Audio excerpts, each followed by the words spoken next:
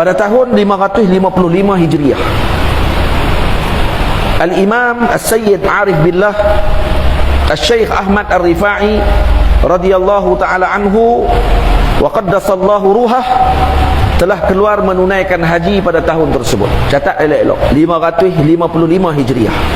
Maknanya 50 tahun setelah wafatnya Imam Ghazali radhiyallahu anhu. 555. Nak ingat senang. Wa kana hadha hajjuhul awwal.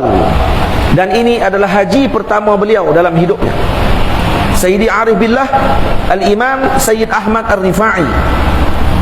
Wa hina intaha min ada'i faridatil haji tawajjaha mushtaqan li ziyarati jaddihi ar-rasulil a'zam sallallahu alaihi wasallam. Di sini saya baca penuh kisah ni. Di surau yang dulu ni saya tak baca penuh, saya cerita saja. Ni saya baca penuh. Sebab apa saya baca penuh? Yang pertama, nak bagi tahu kata kisah ni ada sandaran dia. Yang kedua, nak bagi tahu kepada pokok Wahabi tak apa nak cerdik tu, ni dengar bagi elok. Faham tak tu ya? Dengar bagi elok ni. Falamma ikhtaraba minal Madinah, setelah beliau selesai menunaikan haji, maka beliau terus bergerak ke Madinah Al-Munawwarah untuk bertemu dengan junjungan besar Nabi kita Muhammad, menziarahi datuknya. Beliau dicucu Nabi. Falamma ikhtaraba minal Madinah khala'ana alaihi, bila sampai di Madinah Al-Munawwarah, maka beliau lalu mencabut kasutnya. Tidak pakai kasut, masya hafian, berjalan dalam keadaan tidak berkasut. Wa jaa ila ar-rawdatil mutahharati wa waqafa amama qabri jaddihi ar-rasul sallallahu alaihi wasallam min jihatil qiblah. Lalu pada ketika tersebut beliau pun datang masuk ke Raudah dan kemudian terus datang ke makam Nabi, duduk di depan Nabi pada arah kiblat. Maknanya seperti mana kita duduk sekarang ni. Kalau kita duduk, ni makam Nabi, ni kiblat contohnya, dia berhadapan dengan Nabi pada waktu itu. Maka lalu beliau berkata, assalamu alayka ya jaddi, salam sejahtera ke atasmu wahai datukku. Summa asabahu halun azimun, datang hal azim kepada beliau. Jadi hal pada waktu itu. Hal ni macam mana? Jadi tak tahu nak sebut macam mana hal ni, no? Maka kata beliau, fa ansyada, lalu beliau bernasyid ataupun berqasidah pada ketika tersebut dengan satu bait yang telah beliau buat, dua bait, nah. Fi halatil bu'di ruhi kuntu ursiluha, ketika ruhku jauh daripadamu, aku telah mengutuskan ruhku. Tuqabbilul arda anni wahya naibati, mencium tanah ini sebagai ganti kepada jasadku. Maksud ruhku aku hantar dulu ya Rasulullah untuk mencium tanah ini.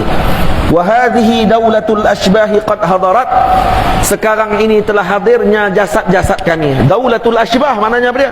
Seluruh jasad ini telah hadir pada waktu ini ya Rasulullah. Famdud yaminaka kay tahdha biha syafati, keluarkanlah tanganmu ya Rasulullah agar boleh bibirku ini menyentuh tanganmu ya Rasulullah yang mulia itu. Dan wa fi mashhadin azim, sebut dalam kitab ini, fi mashhadin azim min hujjaji zalikal am, dengan keadaan ramai orang pada ketika tersebut dalam masjid Nabi pada waktu itu 555 Hijriah, alladhi waqafu ma'ahu lissalam ala sayyidil bashar, kesemua mereka berdiri di depan Nabi waktu itu nak bagi salam. Sayyidina Imam Rifa'i duduk di depan waktu itu bagi salam. Imtaddat yadul Mustafa sallallahu alaihi wasallam al-akram bayda'a sawiyatan tawilatal asabi' ka'annaha al-barqu min qabrihi syarif. Keluar tangan Nabi yang putih indah seperti kilat yang memancar keluar pada waktu itu daripada makam Nabi, dan berpegang dengan tangan Sayyidina Al-Imam Rifa'i waktu itu. Hadirin semua, ini bukan Imam Rifa'i seorang saya tengok, semua yang duduk dalam masjid Nabi nampak tangan Nabi keluar waktu itu daripada makam. Itu dia. Hadirin. Dan kemudian faqabbalaha radhiyallahu anhu, Sayyidina Imam Rifa'i ambil tangan Nabi pada waktu itu, diciumnya tangan Nabi. Wa kullu man hadara yanzuru wa qulubuhum takadu taftarru min sudurihim li'izami ma syahadathu uyunuhum. Hati mereka, jantung mereka hampir tercabut waktu tersebut kerana melihat suasana yang luar biasa pada waktu itu. Yang boleh cium seorang saja Sayyidina Imam Rifa'i, yang lain boleh melihat peristiwa tersebut dan melihat melihat tangan Nabi walaupun setelah 550 tahun setelah kewafatan Nabi kita Muhammad sallallahu alaihi wasallam. Hadirin yang dirahmati Allah, Al-Imam Al-Syekh Abdul Sami' Al-Hashimi Al-Wasiti, salah seorang muqaddim ataupun khalifah kepada Al-Imam Rifa'i, beliau mengatakan, wa kuntu ma'az zuwari fil haramin nabawi, aku termasuk orang yang berada ketika tersebut dalam Masjid Nabawi pada tahun haji tersebut, allazi maddat lahu fihi yadun nabi sallallahu alaihi wasallam, yang waktu keluarnya tangan Nabi daripada maqam bersalaman dengan guru kami Al-Imam Al-Arif Billah Sayyidi Ahmad Ar-Rifa'i radhiyallahu anhu. Insyaallah aku ada dalam majlis tersebut, dan kata beliau, wa syahadtu liyadas syarifah sallallahu alaihi wasallam bi barakatihi radhiyallahu anhu, kami boleh melihat tangan Nabi dengan barakahnya Imam Ahmad Ar-Rifa'i radhiyallahu anhu. Wa kana fi man hadar, dan kemudian Al-Imam Sayyidi Abdul Sami' Al-Hashimi Wasiti mengatakan, antara yang hadir waktu tersebut, dia sebutkan nama Ali Al-Hiti alladhi huwa al-an baina adhhurina, ni yang ada dengan kita sekarang, kata beliau dalam cerita ini, wa Syekh Adi ibni Musafir, wa Syekh Abdul Qadir Al-Jili, wa Syekh Azzaz, wa ghairu rajul. Ramai lagi orang yang ada, dan disebutkan nama-nama orang yang nampak pada waktu tersebut. Maksudnya orang yang hadir waktu itu pun dicatat nama mereka. Kenapa? Karena pernah melihat tangan Nabi pada waktu itu. Tamam. Hadirin yang dirahmati Allah, kisah ini sepatutnya diceritakan pada awal, tapi saja kita akhirkan di belakang. Kenapa? Karena untuk menambahkan lagi perasaan dalam hati kita dengan junjungan besar Nabi kita Muhammad sallallahu alaihi wasallam. Hadirin semua, kisah ini disebutkan oleh adadun kabirun minal ulama wal muhaddisin wal akabir, dan ditulis oleh mereka dengan tulisan-tulisan menjelaskan bahawa peristiwa tadi adalah benar.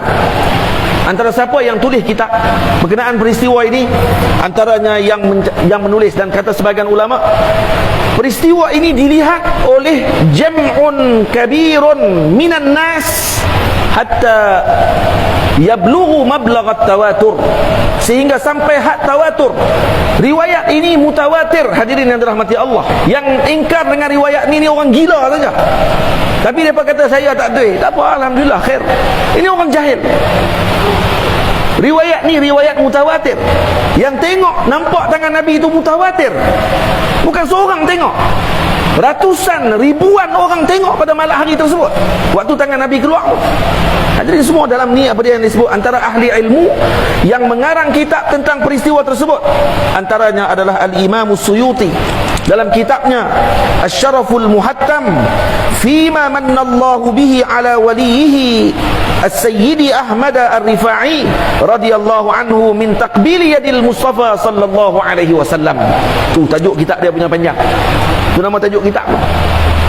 Cerita bab peristiwa Sayyidina Imam Rifa'i cium tangan Nabi, keluar tangan Nabi daripada maqam. Ditulis kitabnya oleh Imam Rifa'i, Al-Imam Suyuti. Lagi siapa yang karang? Al-Imam Al-Muhaddis Al-Kabir Sayyidi Abul Huda As-Sayyadi radhiyallahu anhu menulis dalam kitabnya Al-Kanzul Mutalsam fi maddi yadin Nabi sallallahu alaihi wasallam liwaladihi Al-Ghaus Ar-Rifa'i Al-A'zam. Tu kitab dia. Siapa lagi yang karang?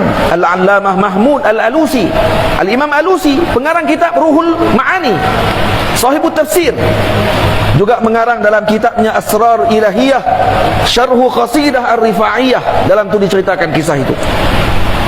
Al-Imam Abdul Karim Ar-Rifa'i dalam kitabnya juga disebutkan Sawadul Ainain, disebutkan. Syekh Abdul Qadir At-Tabari dalam kitabnya Kashfun Niqab an Ansabil Arba'atil Akhta, diceritakan dalam kitab tersebut manaqibnya Al-Imam Rifa'i.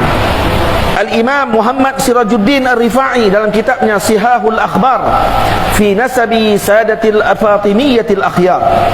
Al-Imam Taqiyuddin Al-Wasiti dalam kitabnya Tiryaqul Muhibbin.